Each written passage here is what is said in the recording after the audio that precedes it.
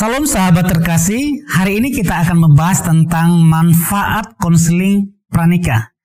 Konseling pranikah sangat penting, sangat bermanfaat bagi saudara yang akan menikah.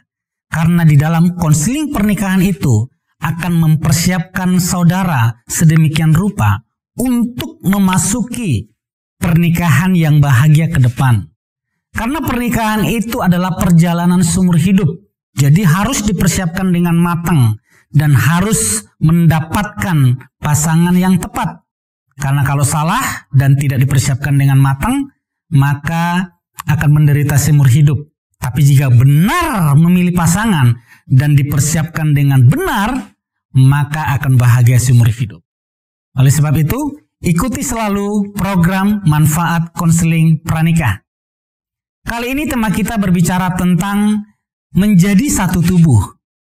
Apa yang dimaksud dengan pernikahan menjadi satu tubuh? Ingat waktu Tuhan menciptakan Adam, Tuhan melihat Adam ini kasihan, tidak ada pasangannya. Binatang aja yang Tuhan ciptakan ada pasangannya. Orang bilang truk aja gandengan, Adam gak punya gandengan. Tapi Adam tidak menghiraukan itu. Yang menghiraukan malah Tuhan sendiri. Tuhan berpikir tidak baik manusia itu seorang diri, maka dia menciptakan seorang wanita untuk mendampingi Adam. Tuhan menciptakan dan mempertemukan mereka dan memberkati pernikahan mereka. Tuhan sendiri yang memberkati tanpa perantaraan. Tuhan menciptakan wanita dari satu tulang rusuknya Adam. Padahal Tuhan dapat saja menciptakan dua wanita dari dua tulang rusuknya Adam. Diambil dua tulang rusuknya Adam, diciptakan dua wanita, lalu diberikan kepada Adam. Tuhan dapat melakukan demikian. Tapi Tuhan tidak melakukan itu. Karena Tuhan sudah menetapkan, Tuhan sudah menentukan bahwa pernikahan itu adalah satu pasang atau monogami, bukan poligami. Kalau di luar sana poligami disetujui, tapi di dalam kekristenan pernikahan itu adalah monogami, satu pasang. Tuhan menciptakan manusia, dikatakan di Kejadian 2 ayat yang ke-24, itulah sebabnya seorang pria akan meninggalkan ayahnya dan ibunya dan melekat kuat bersatu dengan istrinya, dan mereka menjadi satu tubuh.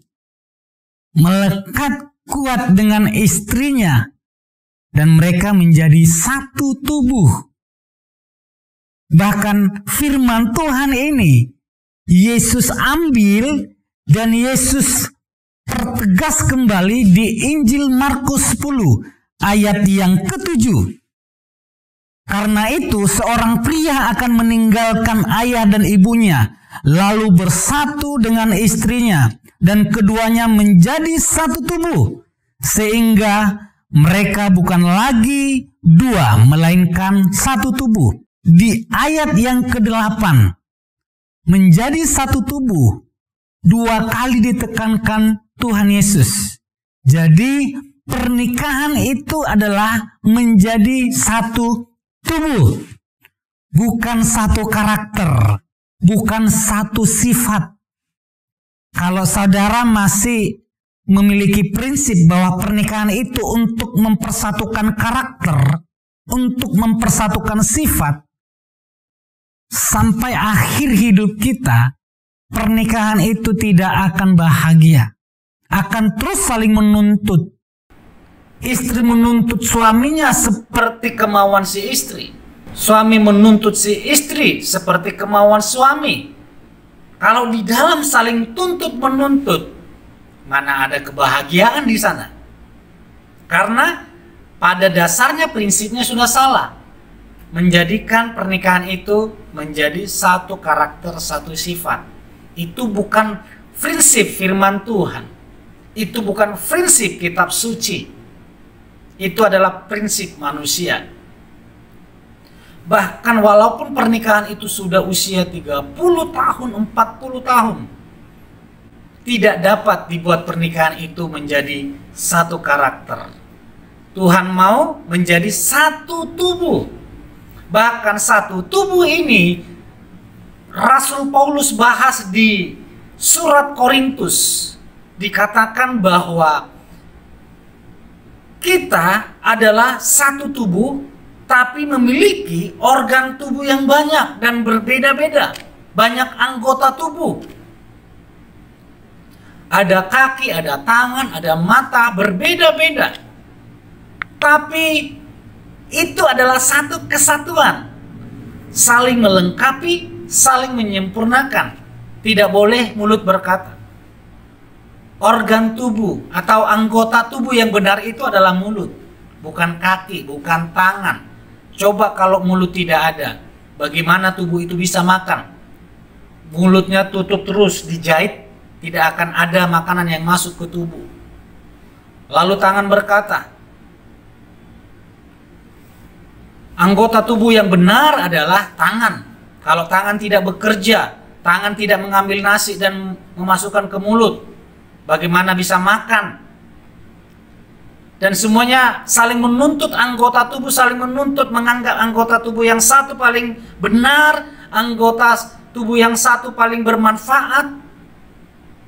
Jika itu terjadi, maka tubuh ini menjadi tubuh yang paling kasihan, tubuh yang paling menderita. Tapi yang benar adalah satu tubuh, tapi banyak anggota. Dan anggota ini saling mendukung, saling mensupport. Kalau ada pertandingan sepak bola, yang paling berperan adalah kaki. Tapi tangan juga ikut mendukung. Badan, telinga, mata. Coba kalau matanya ditutup, bagaimana bisa berlari? Tapi matanya fokus membantu kaki. Nah, kalau kemenangan terjadi, bukan hanya kaki yang dipuji, tapi seluruh tubuh ini akan mendapatkan pujian. Itulah yang Tuhan mau di dalam pernikahan. Menjadi satu tubuh. Walaupun berbeda-beda, fungsinya berbeda-beda, tapi saling mendukung di dalam pernikahan itu. Saling mensupport. Saling memotivasi.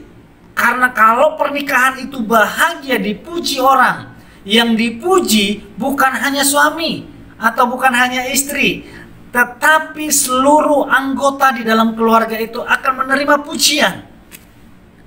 Itulah kenapa Tuhan menghendaki bahwa pernikahan itu menjadi satu tubuh.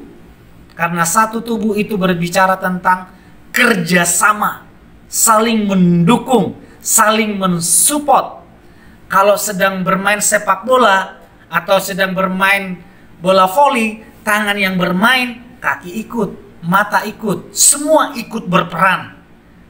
Sehingga kemenangan dan sukacita didapatkan. Demikianlah pernikahan itu juga.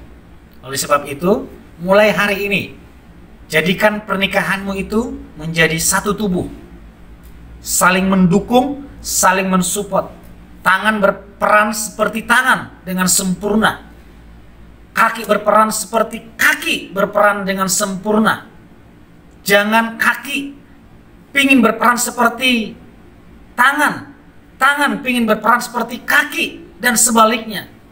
Tapi biarlah setiap anggota tubuh berperan dan saling mendukung, saling mensupport. Itulah yang dimaksud dengan satu tubuh. Bahkan di Efesus dikatakan, di Efesus 1 ayat 22 dan 23, bahwa segala sesuatu itu ditundukkan di bawah kaki Kristus. Dan Kristus yang adalah kepala diberikan kepada jemaat yang adalah tubuhnya. Ini yang menjadi pegangan kita. Ini yang menjadi pegangan di dalam pernikahan. Dikatakan mulai dari kitab Kejadian dan di kitab Injil Markus bahwa pernikahan itu menjadi satu tubuh. Tapi siapa yang menjadi kepalanya? Di Efesus dikatakan yang menjadi kepala tubuh itu adalah Kristus atau Tuhan itu sendiri. Haleluya. Artinya pusat pernikahan itu adalah Yesus. Kalau pusat pernikahan kita adalah Yesus yang menjadi kepala di dalam pernikahan itu atau di dalam tubuh itu adalah Yesus, maka tubuh itu akan hidup dan bahagia. Pernikahan itu akan hidup selamanya dan bahagia dan melimpah berkat Tuhan. Kenapa? Kepala itu akan mensuplai nutrisi yang sangat diperlukan oleh tubuh itu. Biarlah pernikahanmu menjadi satu tubuh dan Kristus yang menjadi kepala di dalam pernikahan itu. Ingat, pernikahan bukan menjadi satu karakter, bukan menjadi satu sifat, tapi menjadi satu tubuh. Artinya, pernikahan itu berbeda-beda karakter, berbeda sifat, tapi bermacam-macam karakter ini di dalam satu tubuh, saling mensupport, saling mendukung. Para suami, jangan paksa istrimu supaya memiliki karakter sepertimu. Para istri, jangan paksa suamimu supaya memiliki karakter sepertimu. Karena dari awal Tuhan sudah menentukan bahwa pernikahan itu bukan menjadi satu karakter, tapi menjadi satu tubuh yang saling mendukung, saling mensupport, sehingga kita dapat menikmati pernikahan yang bahagia itu. Tuhan Yesus memberkati. Amin.